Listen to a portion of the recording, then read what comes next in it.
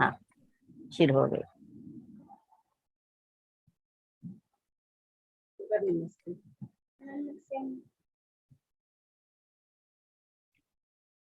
गीताचार्य श्री कृष्ण परमात्मा को कोटि कोटि आत्मा प्रणाम।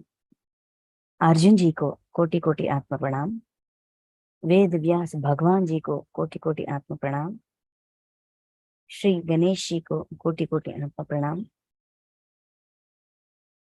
गीता माता को कोटि कोटि आत्मा प्रणाम। गीता का उद्धार करने वाले सारे लोगों को, उनके आत्माओं को, सबको कोटि कोटि आत्मा प्रणाम और पदाभिवंदन।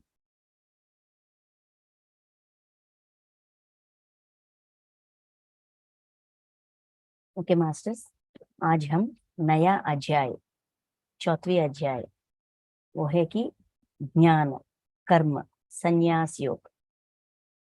अध्याय का नाम है ज्ञान कर्म संन्यास योग। यहाँ हमें एक बात याद रखना चाहिए कि हमें ना ऐसा डाउट आ सकता है,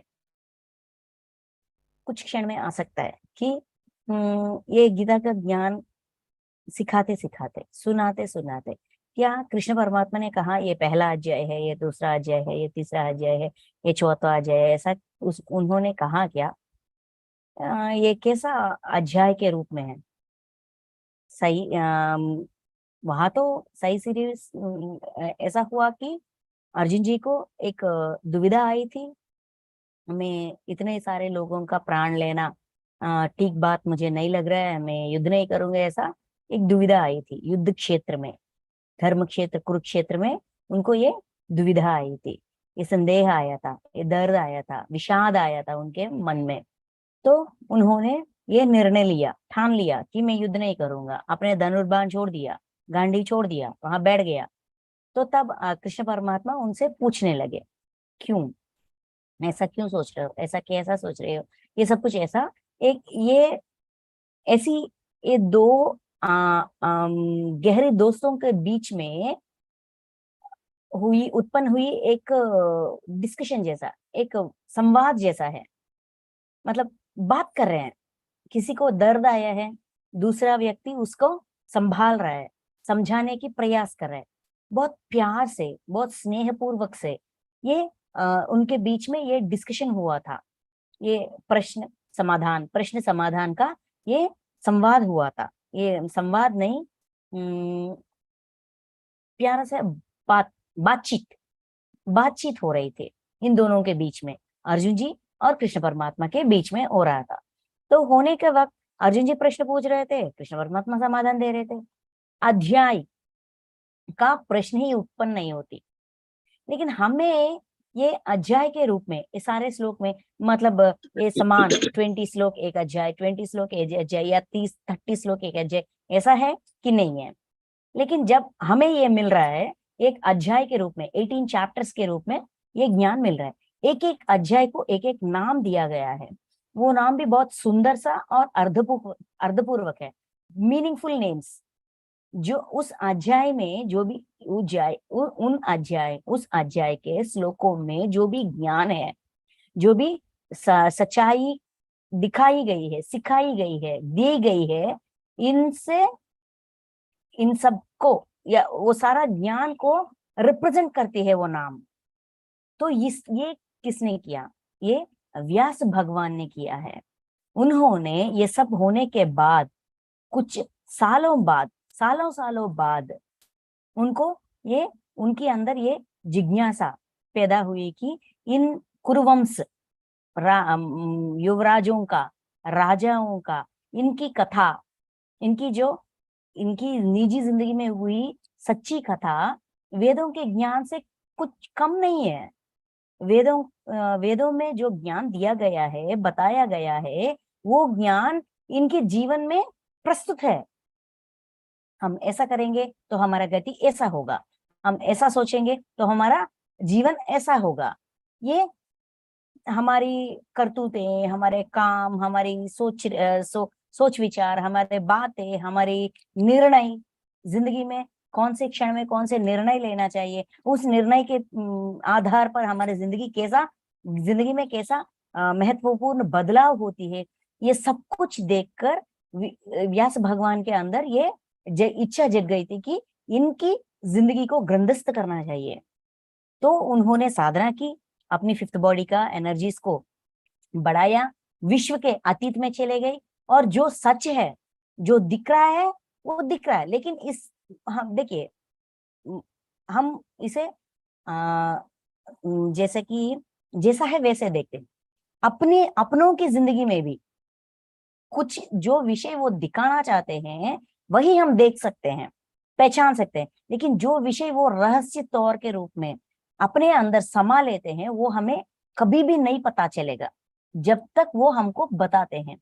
वैसा जो दिखाते हैं, वो दिखाने के पीछे अपने अंदर छुपाई हुई सच सबको, जो इन लोगों की जिंदगी का असली सच भी पता चलना चाहिए। जो उन्होंने देखा सुना वो उनको पता था, लेकिन उसके पीछे, काल के पीछे, उनके मन के अंदर, उनके अतीत में क्या हुआ वो भी समझेंगे, वो भी देखेंगे, तो सच्चाई सच में पता चलेगा। सच, उनके जिंदगी का हर सच बाहर आएगा, सबको समझ में आएगा। एक कथा के रूप में जो घटनाएं घटी है, उनको एक कथा के रूप में लिखने से, ग्रंथस्थ करने से सबको ये ज्ञान मिलेगा। एग्जाम्पल के तौर पे उनके जिंदगी को एग्जाम्पल देकर वेदों का ज्ञान सिखा सकते हैं, आसानी में सिखा सकते हैं। तो उन्होंने ये सारा विश्व के अतीत में जाकर देखकर गणेश जी के सहायता से, हेल्प से ग्रंथस्थ किया था। तो जब वो ग्रंथस्थ हो गया, तब उन्होंने ज्ञान विषय के अनुसार उनको बांटा था, सेपरेट किया था चैप्टर्स के रूप में। महाभारत को भी चैप्टर्स के रूप में कैंटो कहते हैं ना, मतलब वहां भी अध्याय कुछ शब्द होती है, मुझे याद नहीं आ रहा है, तो वैसा बांटा गया था उनका घटी हुई स्थितियों की वजह से, स्थितियों के आधार पर। वैसा ही भगवत गीता, ये 700 श्लोकास, ये इन श्लोकों को भी उसमें छुपी हुई ज्ञान के आधार पर उनको अध्यायों के रूप में बांटा गया था। ठीक है। अर्जुन जी के दुविधा सब कुछ विषाद, अर्जुन विषाद योग, उसका समाधान सांख्य योग, 72 श्लोक, बहुत भारी और गहरी ज्ञान। तब अर्जुन जी का प्रश्न बदला, नए प्रश्न आया, तब कर्मयोग। उस कर्मयोग के ज्ञान को सुनते सुनते सुनते सुनते अर्जुन जी ने एक और प्रश्न पूछा था। क्या पूछा था कि ये 36 श्लोक में अर्जुन जी ने प्रश्न पूछा था।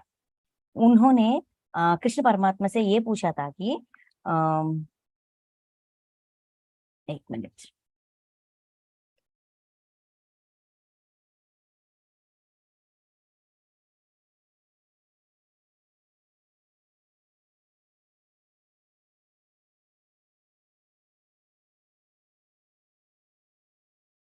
कर्म, जो कर्म हम करते हैं ना चाहते हुए भी, हम ऐसा क्यों करते हैं?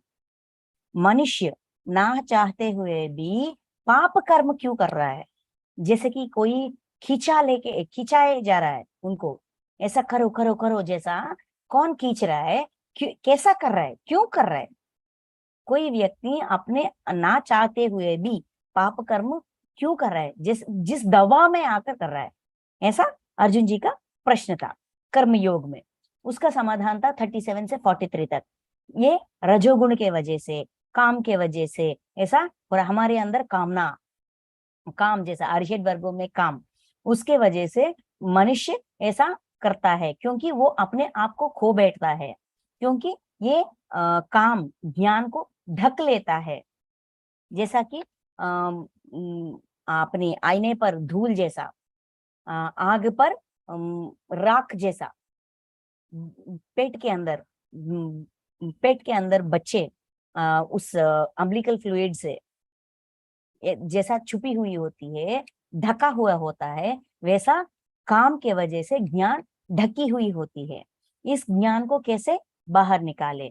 जैसे कि आत्मा, आखिरी श्लोक में हमको बताए जाते हैं स्थूल शरीर से पर है, सूक्ष्म शरीर पर है, अपने पंचेंद्री, पंचेंद्री से पर है मन, मन से पर है अपनी बुद्धि, बुद्धि से पर है आत्मा।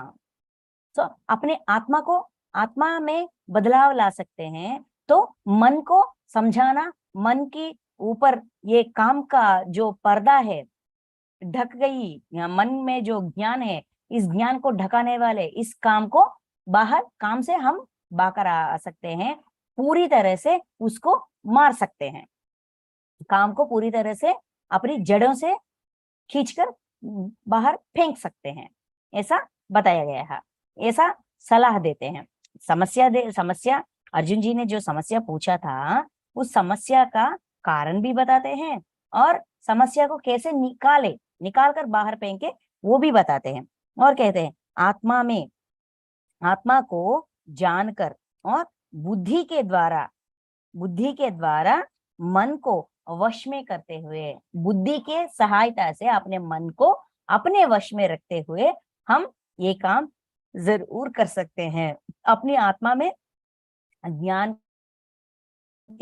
को आत्मा में जो ज्ञान है उस ज्ञान का इस्तेमाल कर सकते हैं बुद्धि के जरिए, ऐसा हमको बताया गया था।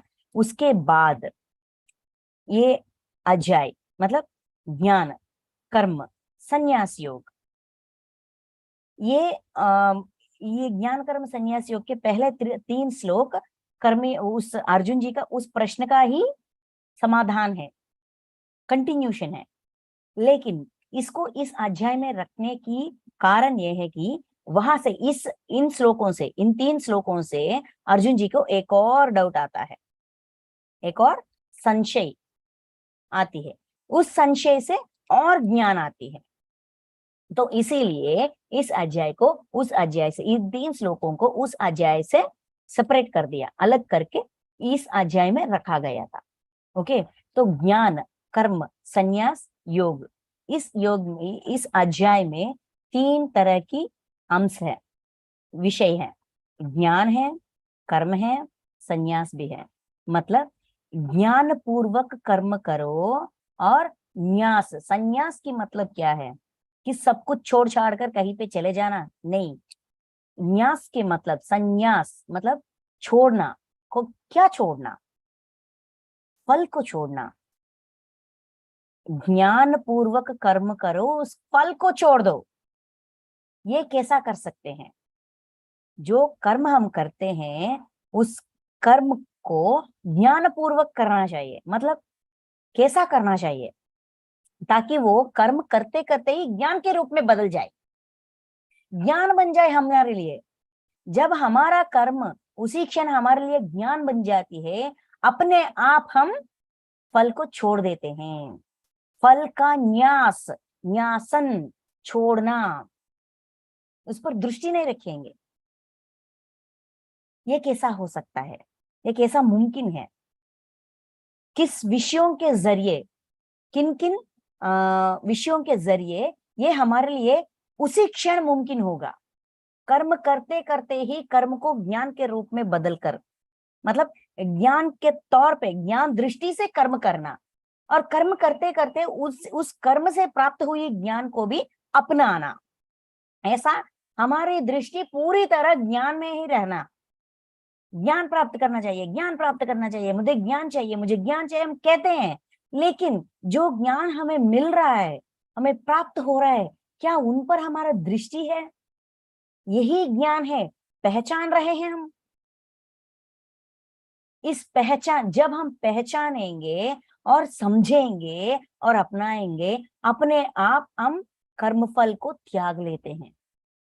त्यागना, संन्यास मतलब फल को त्यागना, फल का त्याग ही संन्यास है। कर्म का त्याग संन्यास नहीं है, फल का त्याग संन्यास है।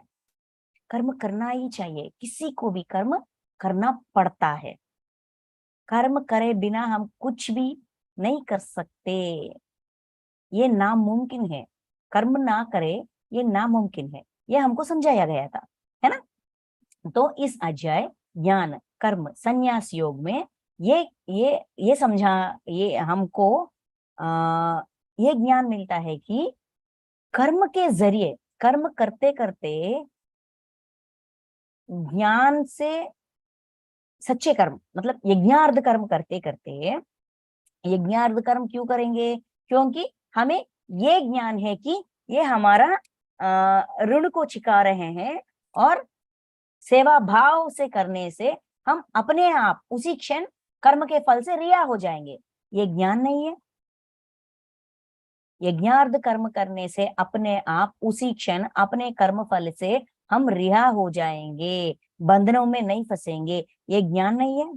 इस ज्ञान को अपनाकर यज्ञार्थ कर्म करते करते नए ज्ञान जो हम सीखते हैं, नए अनुभव जो हम पाते हैं, उस अनुभव को ज्ञान के रूप में बदलने से, मतलब दृष्टि पूरी तरह ज्ञान में रखने से संन्यास, न्यास करेंगे, अपने आप फल को त्याग लेंगे।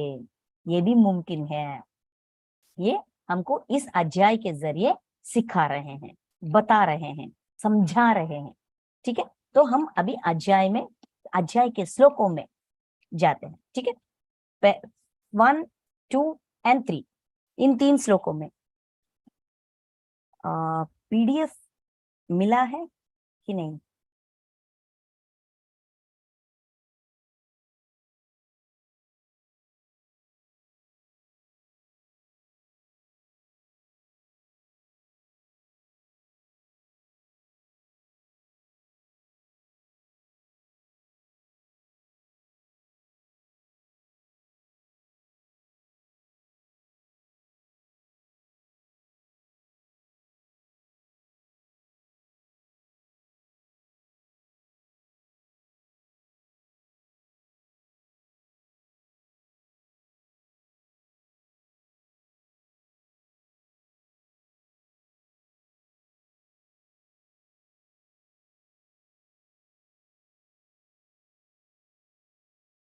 तो आ, ज्ञान कर्म संन्यास योग, इसका आ, अर्थ, जो भी मीनिंग्स है, श्लोक के पीछे जो भी अर्थ है वही पढ़ रहे हैं हम, उनके जरिए अंतरार्थ जानने की प्रयास कर रहे हैं।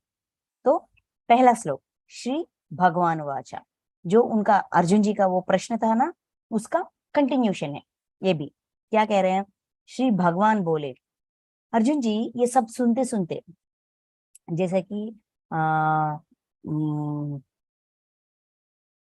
ज्ञान काम के वजह से ढकाया जाता है, ये सब कुछ अर्जुन जी का समस्या, समस्या का कारण, कारण का, और समस्या का परिष्कार, जो भी कह रहे हैं वो सब कुछ सुनते सुनते अर्जुन जी सोच रहे हैं, ये कभी मैंने ऐसा सुना नहीं है अब तक अपने जिंदगी में। देखिए, जब कोई नई बात हम सुनते हैं, जब तब तक हमारा सोच विचार कैसा होता है कि यही सच है। कुछ कुछ विषयों में आध्यात्मिकता हो सकती है, या भौतिक जीवन हो सकती है, या कुछ भी हमारे अब तब तक जो भी हमने सीखा है वही हमारे लिए ज्ञान है, उससे अतिरिक्त कुछ भी नहीं है, उससे ज्यादा, उससे आगे कुछ भी नहीं है, यहाँ तक कि यही सच है, ऐसा हमारी भावना होती है, क्योंकि हम उस फिक्स्ड ओपिनियंस में होते हैं।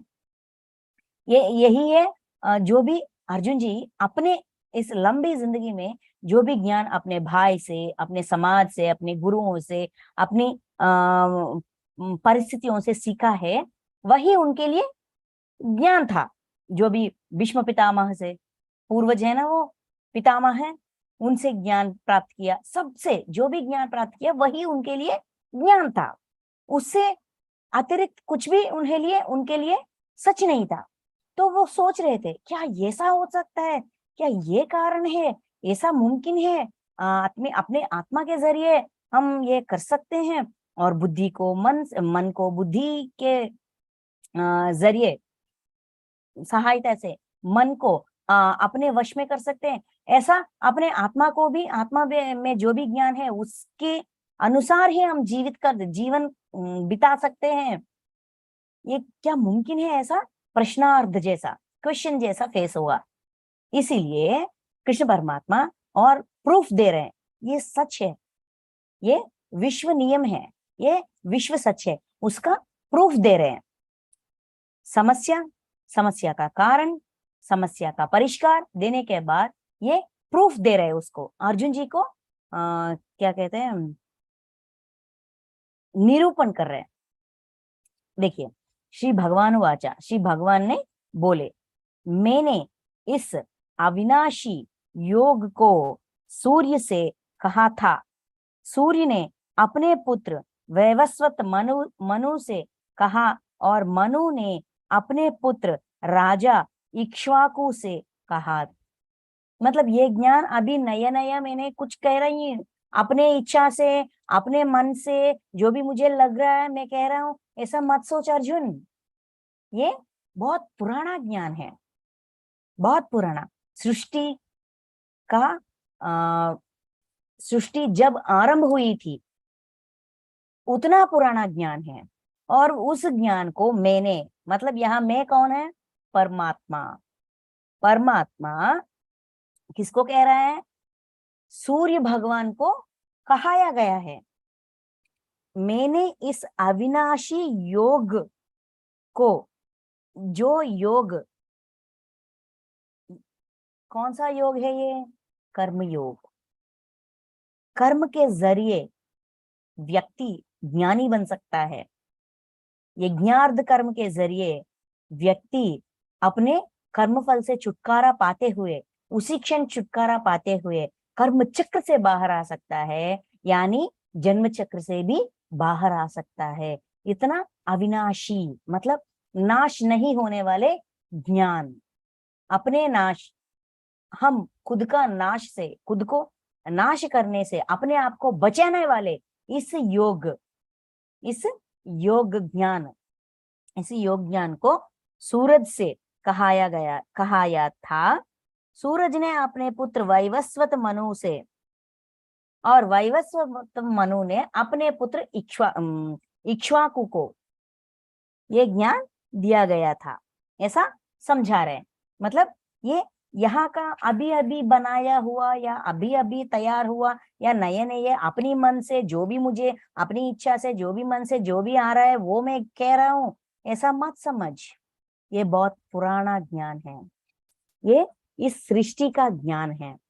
ये सृष्टि के पहले जब सृष्टि शुरू हुआ था, सृष्टि का निर्माण हुआ था, तभी ये ज्ञान सूरज, मतलब सूर्य देव को कहाया गया था। ये परंपरा के तौर पे आ रही है। परमात्मा से सूरज को, सूर्य भगवान को, सूर्य भगवान से वैवस्वत मनु को, वैवस्वत मनु से इक्ष्वाकु को ये ज्ञान दिया गया था। ऐसा एक परंपरा अनुसार एक लाइन ऐसा आ रहा है ये ज्ञान। और इतना ही नहीं, हे परंतपा अर्जुन, परंतप मतलब तपन, अर्जुन जी के अंदर एक तपन है, ताप है, सीखना चाहिए, पूछना चाहिए, और गहरी सच्चाई जानना चाहिए, ऐसा तपन है अर्जुन जी के अंदर। जो हमेशा ऐसा तपन में होते हैं उसको परंतपा, उनका तपन और गहरी गहरी हो रही है।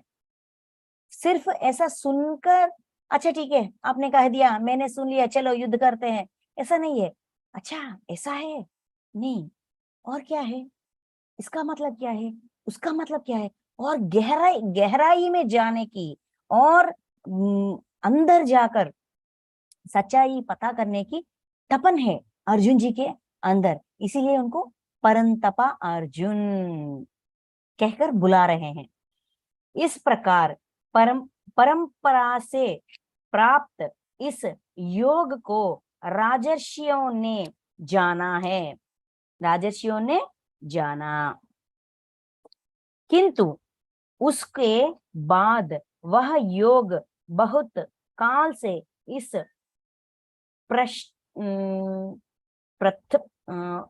पृथ्वी लोक में लुप्त प्राय हो गया। ऐसा परंपरानुसार ये ज्ञान,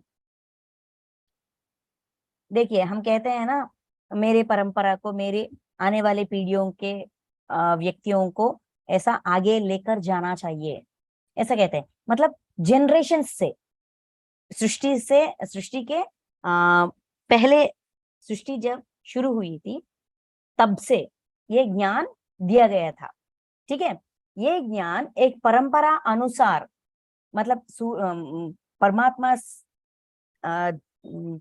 द्वारा सूर्य भगवान द्वारा उनके पुत्र वैवस्वत मनु को, वैवस्वत मनु के द्वारा उनके पुत्र इक्ष्वाकु को, इक्ष्वाकु के द्वारा राजर्षियों को, मतलब ऐसा उनके पीढ़ियों से ये ज्ञान दिया जाता, ऐसा होती ही जा रही है, कहाया जा रहा है और इस्तेमाल किया जा रहा है और अपनाया जा रहा है और सिखाया जा रहा है। ऐसा होते होते राजर्षियों का, मतलब जो राजा ऋषि जैसा, मतलब वो राजा है लेकिन ऋषि जैसा सबके भलाई होना चाहिए, सब सारे व्यक्ति मेरे राज्य में, सारे जन, सारे प्रजा धर्म में होना चाहिए, ऐसा भावना जिस राजा में है वो ऋषि है।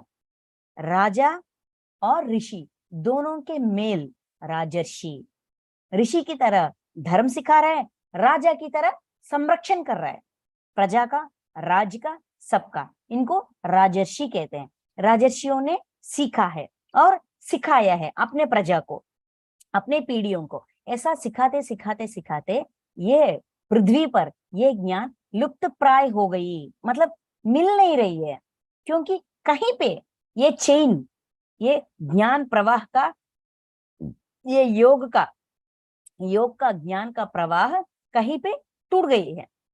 मतलब क्यों टूट गई? हो सकता है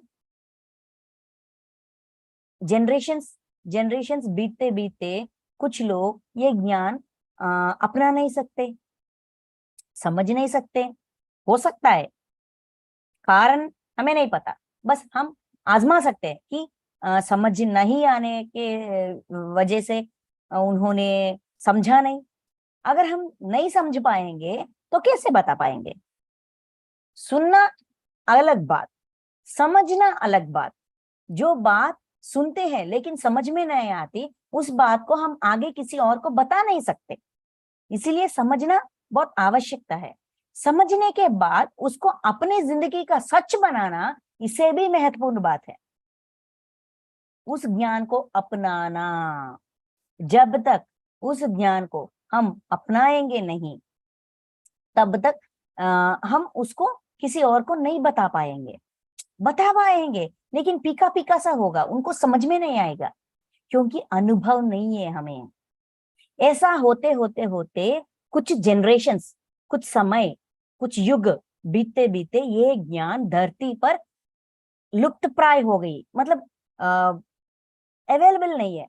जैसा अवेलेबल है कहीं पे किसी के मन में, या किसी इस पूरी धरती पर कितने योगी महायोगी हैं, उन सबके पास नहीं है। एक के पास या किसी और के पास है, और वो ज्ञान उसके जरिए बहुत डिस्ट्रीब्यूटेड नहीं है, सबको नहीं पता, लुप्त प्राय, मतलब ऑलमोस्ट अनअवेलेबल, पूरी तरह से प्राप्त नहीं है, थोड़ा है लेकिन सबको नहीं लग रहा, सबको नहीं मिल रहा है। ये ऐसा परंपरा अनुसार आती हुई इस ज्ञान कहीं पे रुक गई, ज्ञान का प्रवाह कहीं पे रुक गई, इसके वजह से। तो तीसरा श्लोक, तो मेरा भक्त और प्रिय सखा है तू, मेरा भक्त और प्रिय सखा है, इसलिए वही यह पुरातन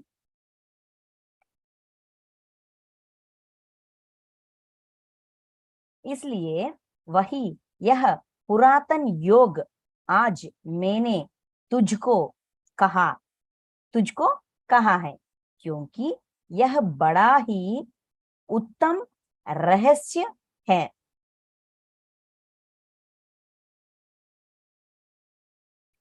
अर्थात गुप्त रखने योग्य विषय है।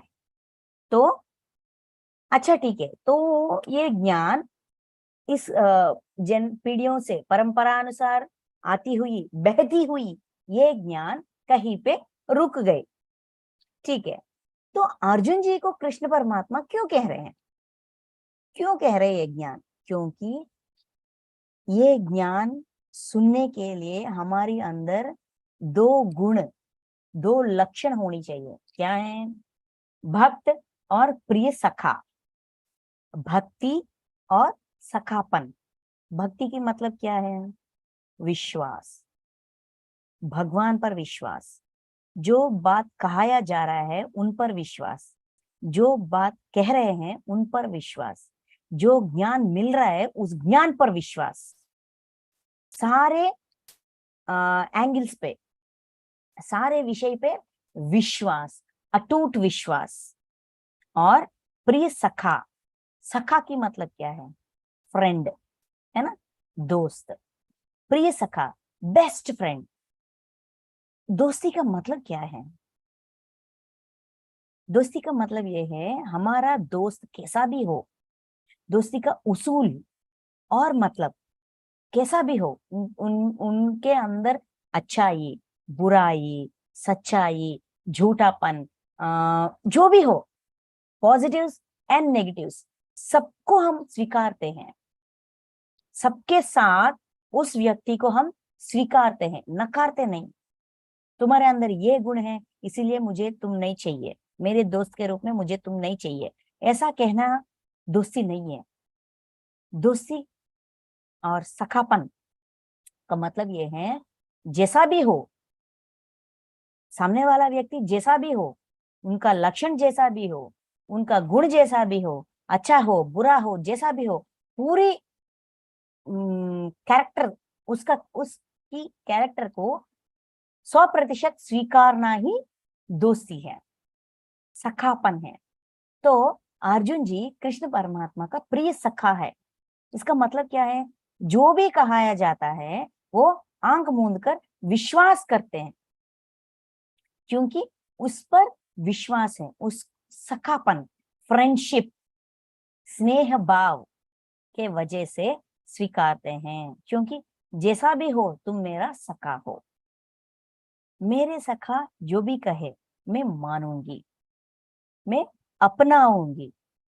ऐसा बंधन, ऐसा क्या कहते हैं, एग्रीमेंट जैसा सोचिए, सखापन में होती है। इसीलिए हम, हमारे दोस्त जैसा भी हो हम स्वीकारते हैं और उनको समझाने की प्रयास करते हैं, ना कि उन पर द्वेष या क्रोध या असह्य ऐसा भावना नहीं रखते। पूरी शिद्दत से, पूरी इच्छा से, पूरी मन से उनको स्वीकारते हैं। ऐसा स्वीकारने की स्वभाव ही सखापन है। तो पूरी शिद्दत से स्वीकारते हो और मुझ पर पूरा विश्वास है। अगर हमें ज्ञान चाहिए, अगर हमें सच्चे मार्ग में चलने की इच्छा है, अगर हमें अपनी आत्मा का उद्धार करने की इच्छा है, तो हमें इस विश्व पर, इस धरती पर, इस परमात्मा पर, हमारे भगवान, जिस भगवान को हम मानते हैं उस पर हमें ये दो गुण होनी चाहिए, सखापन और अटूट विश्वास।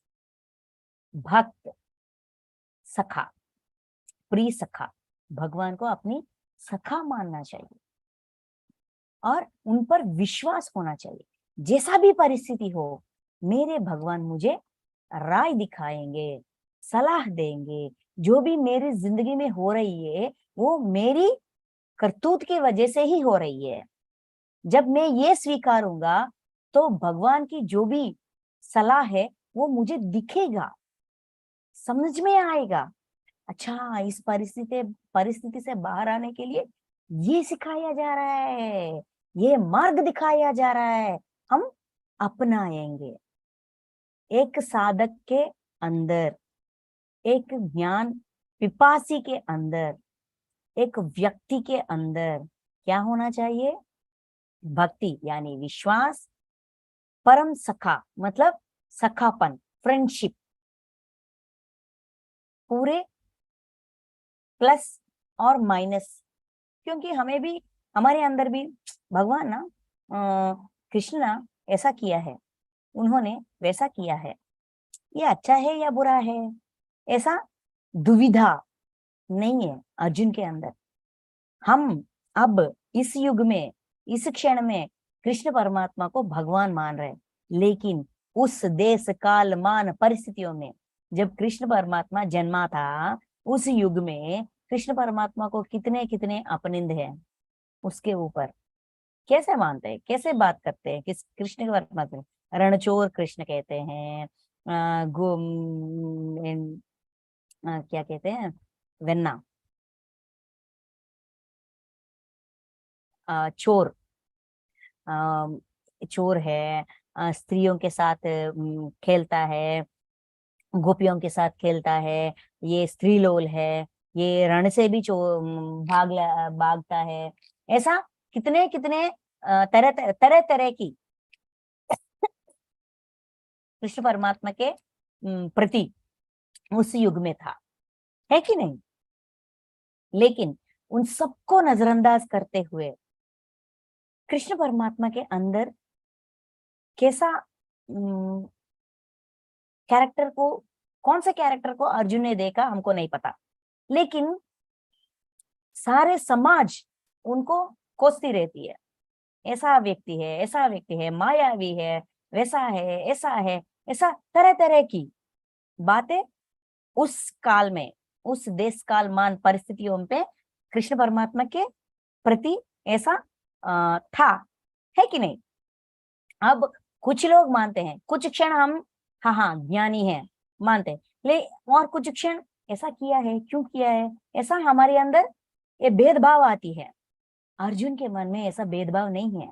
जिस समाज में वो जी रहा था, जिस काल में वो जी रहा था, उस काल में कृष्ण परमात्मा का अच्छापन को देखने वाला, कृष्ण परमात्मा का सहायता का गुण, रक्षण का गुण देखने वाले बहुत कम लोग थे।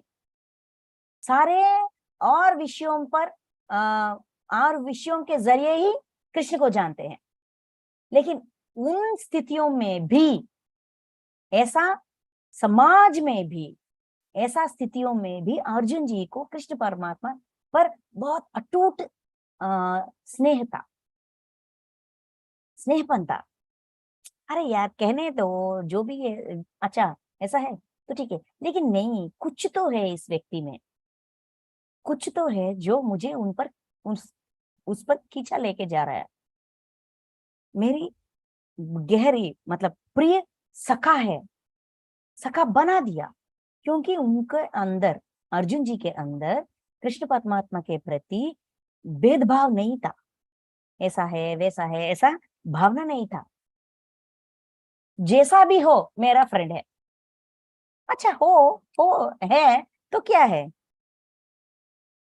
चोर है तो क्या है, रणचोर है तो भी क्या है, गोपियों के साथ खेलता है तो क्या है, सो व्हाट। लेकिन वो ज्ञानी है, जो भी है वो अपनीपन, उनकी लाइफ है, उनकी इच्छा है, उनकी जिंदगी, उनकी इच्छा, जैसा चाहा वैसा जिया, मुझे क्या लेना देना उनसे, ऐसा विश्वास था अपने सखा पर। प्रिय सखा मतलब सखापन ऐसा होती है। तो ऐसा गुण, ऐसा लक्षण अगर हमारी अंदर है, तो परमात्मा खुद हमको ज्ञान देते हैं। परमात्मा के मतलब कोई आकार नहीं, पूरे विश्व में फैला हुआ पूरे आकार, अनंत ज्ञान स्वरूप, अतः अनंत चैतन्य स्वरूप, अनंत कांति स्वरूप, अनंत सारे रूपों में, ये सारे रूप परमात्मा का ही है, मतलब पूरे विश्व हमको ज्ञान देती है, अगर लेने के लिए हम सिद्ध हो तभी। इसीलिए यहाँ क्या कह रहे हैं, इसलिए वही यह पुरातन योग आज मैंने तुमको कहा है, तुम मेरे प्रिय, तुम मेरे भक्त हो और प्रिय सखा हो। इसीलिए मैंने ये ज्ञान इतना पुराना वाला, इतना पुरातन, मतलब पूरा बहुत ओल्ड ओल्ड एंशियंट, ऐसा ज्ञान तुमको मैंने बताया। क्यों ऐसा इतना पुराना ज्ञान सबको क्यों नहीं बताते? क्योंकि क्योंकि यह बड़ी ही उत्तम रहस्य है। ये रहस्य के तौर पर ढकाया गया है, रहस्य के रूप में रखाया गया है। क्यों रखाए गए? अर्थात गुप्त रखने योग्य विषय है ये ज्ञान। कर्म योग ज्ञान गुप्त रखने वाली ज्ञान है। सीक्रेट, सीक्रेट में क्यों इसे गुप्त रखना चाहिए? ऐसा क्यों कह रहे हैं? सब लोग जानेंगे तो अपनाएंगे तो अच्छा ही होगा ना। हाँ, अच्छा ही होगा, लेकिन जो समझ नहीं सका है, जो लोग को ये विषय समझ में नहीं आएगा, वो इस ज्ञान को अपनाएंगे नहीं, नकारेंगे। इतना ही नहीं, दुविधा में पड़ जाएंगे कि ये सही नहीं है, ये गलत है। समझने के स्थिति आने तक ये रहस्य ही रहेगी। जब हमारी अंदर समझने की स्थिति बढ़ेगी, अपनी आत्मा में सच्चाई को जानने की इच्छा जगेगी और समझने की स्थिति में भी हम रहेंगे, तभी ये ज्ञान हम तक आएगी। तब तक ये ज्ञान रहस्य ही रहेगी, है ना। तो देखिए, हम छोटे छोटे बच्चों को बड़े बड़े बात नहीं सिखाएंगे। क्यों नहीं सिखाएंगे? अरे यार, इतना छोटा बच्चा है, इसको कहेंगे तो कैसा समझेगा, इसके समझ में कैसा आएगा? नहीं आएगी ना। तो इसीलिए उसकी उम्र, उसकी समझने की स्थिति को देखकर हम बातें कहते हैं। कुछ बड़े बड़े बातें को छुपा लेते हैं बच्चों को जानने से पहले ही। अगर बच्चे पूछे, नहीं यार, नहीं बच्चा, तुमको ये समझ में नहीं आएगा, जब समझ में आएगा तब मैं बता दूंगी, अब तक तो तुम ना जानो, यही ठीक है। ऐसा कहते हैं कि नहीं? मतलब आत्म स्थिति, समझने की स्थिति नहीं हो तो नहीं मिलेगी।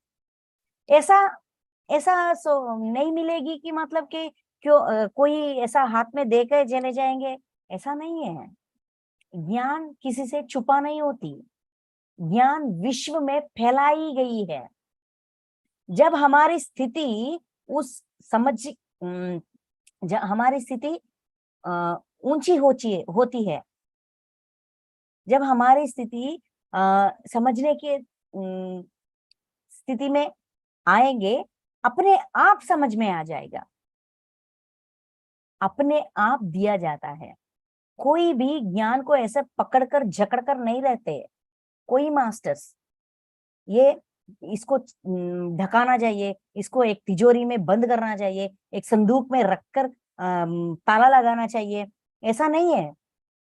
ज्ञान विश्व में पहलाई गई है, डिस्ट्रीब्यूटेड इक्वली, इक्वली इस विश्व में पहलाई गई है।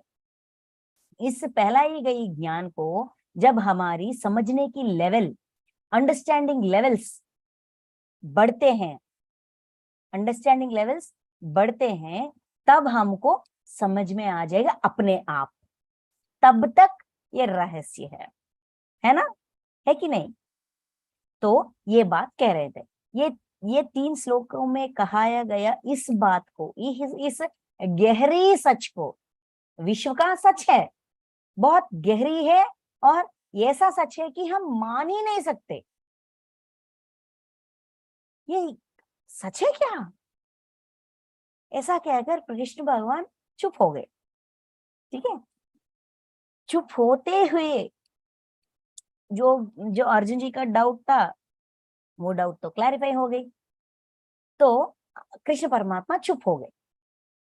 अब हमारे अर्जुन जी को एक और डाउट आया है। तो इसीलिए अर्जुन जी को कोटि कोटि आत्म प्रणाम और पदाभिवंदन। इनके डाउट्स, प्रश्न के वजह से और ज्ञान आ रही है, और ज्ञान आ रही है, और नए नए विषय का पर्दाफाश हो रही है। यहाँ पे परमात्मा नए नए विषय हमारे सामने रख रहे हैं। इस विश्व को जो ज्ञान लुप्त प्राय हो गई है, वो सारा ज्ञान और मिल रही है। अभी कृष्ण के जरिए परमात्मा और ज्ञान दे रहे हैं। यहाँ ये कृष्ण परमात्मा का, कृष्ण का भी अनुभव ज्ञान है और परमात्मा के जरिए भी कुछ और दिया जा रहा है। दोनों को मिलन है यहाँ, कृष्ण का और परमात्मा का, दोनों के जरिए ये ज्ञान दिया जा रहा है। तो अर्जुन जी का एक और प्रश्न है, ये प्रश्न के बारे में हम नेक्स्ट सेशन में, नेक्स्ट क्लास में देखेंगे। आज के लिए ये 3 श्लोक 1, 2 and 3 हम यहाँ रुकते हैं। Thank you masters, thank you so much. इस अवसर देने वाले सबको, यहाँ बैठे हुए सबको और ऑनलाइन में देखे हुए सबको मेरी कोटि कोटि आत्म प्रणाम और पादाभिवंदन। Thank you for giving me this opportunity. Thank you ma'am. जय Shri Krishna. Thank you ma'am.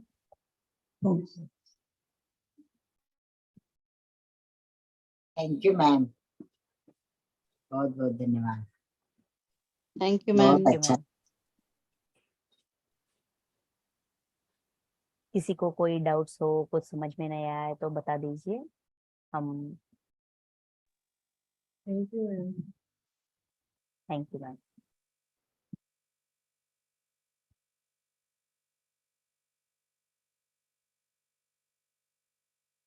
Gita का ज्ञान बहुत सुंदर सा ज्ञान है, सिंपल है।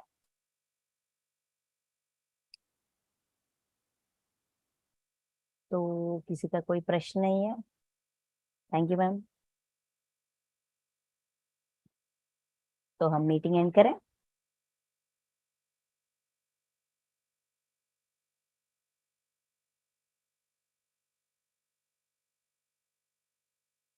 समझ के अंदर है। Thank you.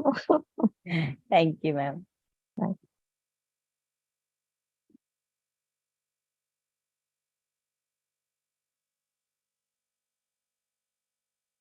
ओके मास्टर्स, हम इस सेशन यहाँ एंड करते हैं। Thank you everyone. Thank you Rekha ma'am.